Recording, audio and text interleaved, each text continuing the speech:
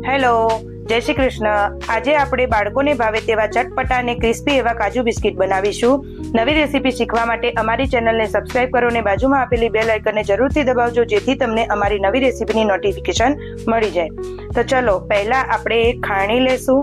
તેમાં 2 થી 3 ચમચી જીરું નાખી દેશું. જીરું નાખીને તેને અધકચરા વાટી લેવાના છે.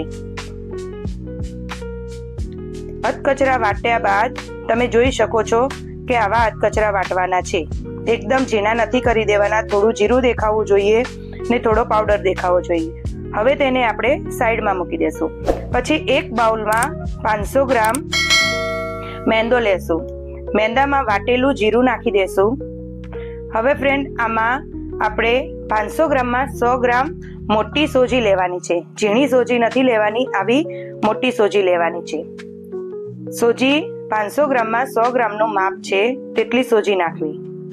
સોજી નાખ્યા બાદ તેમાં તમને સ્વાદ અનુસાર મીઠું નાખી શકો છો. સ્વાદ અનુસાર મીઠું નાખવું.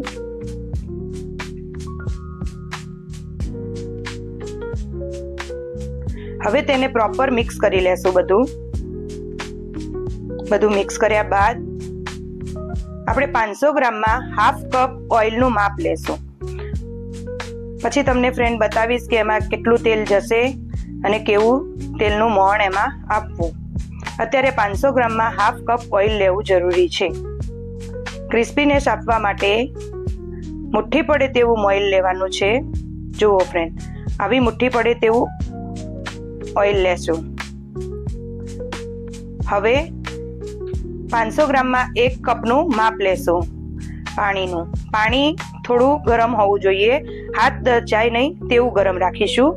પછી મસળીને તેનો લોટ બાંધીશું. જુઓ ફ્રેન્ડ, ભાખરી જેવો કડક બાંધવાનો છે અને એક આખો કપ પાણી વપરાઈ જશે અને આવો કડક બાંધશું.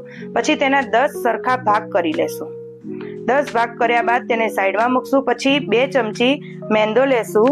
એક આપણે સ્લરી બનાવવા માટે એમાં 2 ચમચી ઓઇલ નાખીશું. ઓઇલ નાખીને બરાબર મિક્સ કરી લેશું અને જુઓ કેવી સ્લરી બની છે. બસ આટલી પતલી સ્લરી બનાવવી. હવે એક લુઓ લઈ તેને રોટલી વણીશું. રોટલીને એકદમ પતલી નથી વણવાની કે નથી એકદમ જાડી રાખવાની. તમે જોઈ શકો છો કે કેવી પતલી વણવાની છે. જો ફ્રેન્ડ, આટલી જાડી રાખવાની છે. એવી રીતે 2 રોટલા વણી લેશું. બંને રોટલાની થિકનેસ સરખી રાખવી. હવે એક રોટલા ઉપર આપણે બનાવેલી સ્લરી લગાવી દેશું. બધી સાઈડ સ્લરી લગાવશું. બહુ વધારે નહીં ને બહુ ઓછી પણ નહીં. એના ઉપર આપણે બીજો રોટલો મૂકી દેશું. થોડું પ્રેસ કરીશું. પછી તેનો રોટલો વણીશું. બહુ વજન આપીને રોટલો વણવાનો નથી, થોડો જ વજન આપીને રોટલો વણવાનો છે. જો ફ્રેન્ડ, આટલો જાડો જ રાખીશું. હવે તેને કટ કરવાની ટ્રીક જોઈ લો. મારી પાસે કેકની નોઝલ હતી, મેં તેનાથી કટ કર્યું છે. તમારી પાસે બોટલનું ઢાંકણું હોય તો તમે તેનાથી કાજુનો શેપ આપો, એવી રીતે કટ કરી શકો છો. રોટલામાં આવી રીતે કટ કરવું, લાઈન ટુ લાઈન લેતું જવું અને કટ કરવું. મેં બાજુમાં તેલ ગરમ કરવા મૂકી દીધેલું હતું. તે તેલ એકદમ ગરમ કરી નથી દેવાનું, મીડિયમ તાપ પર ધીમા તાપે જ ગરમ કરવાનું છે. જુઓ ફ્રેન્ડ, કેવું એકદમ ધીમેથી ઉપર આવ્યું. હવે આપણે એમાં કાજુ બિસ્કિટ નાખીશું. કાજુ બિસ્કિટ પણ એકદમ તળાઈ નહીં જાય, બેસી જશે. પછી ધીરે ધીરે ઉપર આવશે. તેમાં ઝારો બિલકુલ નાખવાનો નથી. જુઓ ફ્રેન્ડ, એની જાતે જ ઉપર આવ્યા, પછી જ ઝારો નાખવાનો છે. પછી ધીરે ધીરે હલાવતા જઈશું અને તળતા જઈશું. તમે જોઈ શકો છો કે જાતે જ ઉપર આવશે. એવું જ મીડિયમ તાપ રાખવો, વધારે ફૂલ તાપે તળવા નહીં, નહીતર બિસ્કિટ તમારા અંદરથી કાચા રહી જશે.